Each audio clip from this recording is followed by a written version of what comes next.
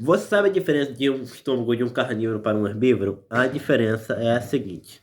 A diferença é a seguinte, bora lá. A grande diferença se resume né, a forma de como o alimento é processado, né? Enfim, a carne é fácil de quebrar, né? Densa em nutrientes, né?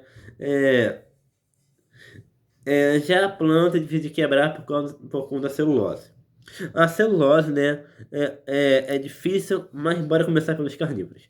Os carnívoros possuem um estômago simples, simples, né, um estômago simples e gigante, capaz de armazenar grandes pedaços de carne de uma única vez, e um intestino muito curto. Como a carne é digerida rapidamente, o alimento não precisa passar por muito tempo no corpo.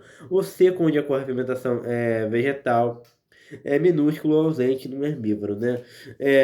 No herbívoro, né, é muito maior, mas num carnívoro é, mas num carnívoro é minúsculo ou ausente, né? Enfim, é, é, é basicamente isso. Um carnívoro tem um intestino curto, um estômago grande, o seco onde ocorre a fermentação de vegetais, né? é, no herbívoro, seco, né, no carnívoro. O seco do carnívoro é onde deveria ocorrer a fermentação de conteúdo vegetal. É muito pequeno ou ausente, porque isso é coisa de herbívoro, né? Enfim. E carnívoro não tem o seco muito grande, enfim. Então decora comigo. Carnívoro possui um estômago simples gigante, capaz de armazenar pedaços grandes de carne, um intestino muito curto, né? Como a carne digere rapidamente, o alimento não passa muito tempo no corpo. O seco, né? Que deveria ser a característica de um herbívoro. No carnívoro é pequeno e praticamente não tem muita utilidade, né? Enfim, ou muitas das vezes é ausente. É assim que funciona no carnívoro. O seco, enfim, né? O herbívoro já possui um sistema digestivo longo e complexo. O ruminante, como o vaca, por exemplo, tem um estômago dividido em quatro cavidades para fermentar a grama. O intestino dele é absolutamente comprido, tá? Enfim. É, é, e o seco é enorme, cheio de bactérias camaradas que ajudam a quebrar a celulose das plantas, né? Enfim, anatomicamente, a estrutura do sistema nervoso, cérebro, medula espinhal e nervo é a mesma. A grande diferença está em como o cérebro processa os sentidos e comportamentos moldados, né? Para a sobrevivência de cada grupo. Os carnívoros, né? O sistema nervoso é altamente calibrado para a caça. Eles têm áreas visuais e auditivas do cérebro muito aguçadas.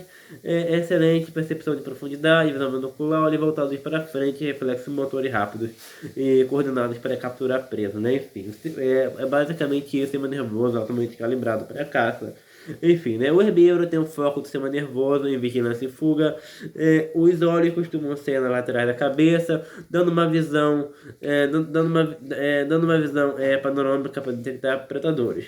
Um cérebro dos herbívoros de processo estimula ambiental de ameaça constantemente e é mestre em ativar reação de fuga instantânea, né? Enfim. O onívoro, né? O sistema nervoso é o mais flexível. O cérebro evoluiu para ser altamente adaptável, com grande capacidade de memória e resolução para identificar o que é comestível, frutas, sementes, insetos, além de rastrear a sazonalidade dos alimentos, né? Enfim.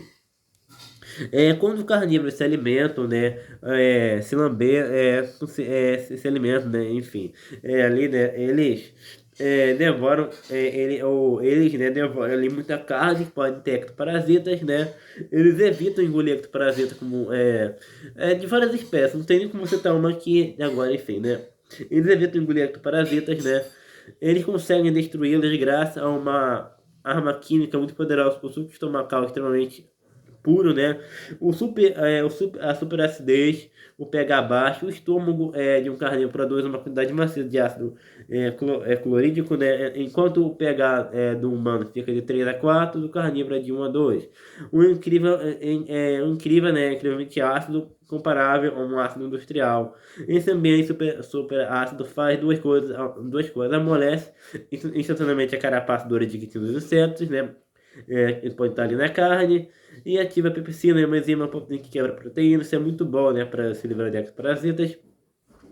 Como os ectoparasitas são feitos basicamente de proteína e quitina, eles são eles são literalmente dissolvidos, transformados em comida, funcionam como uma barreira, né? O ácido funciona como uma barreira que impede que esses parasitas cheguem, né, ao intestino e dê ali um problema maior, né? Enfim, é basicamente isso, né?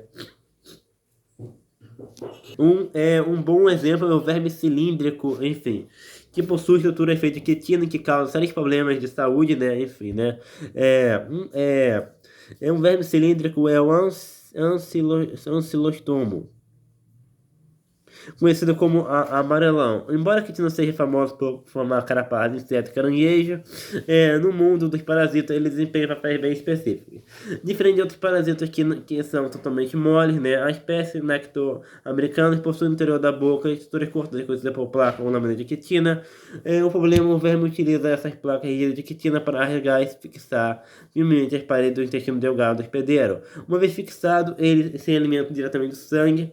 Como essas lâminas mais constantemente do tecido intestinal, o verme libera substâncias que impedem, né, o sangue de coagular, a pessoa infectada começa a perder sangue de forma contínua, levando a um quadro grave de anemia crônica, palidez, daí o nome é amarelão, né, enfraquecimento severo, enfim. Só que, né, a maioria dos gelos intestinais são dissolvidos, né, pelo ácido estomacal desses carnívoros, então não adianta muita coisa. Enfim.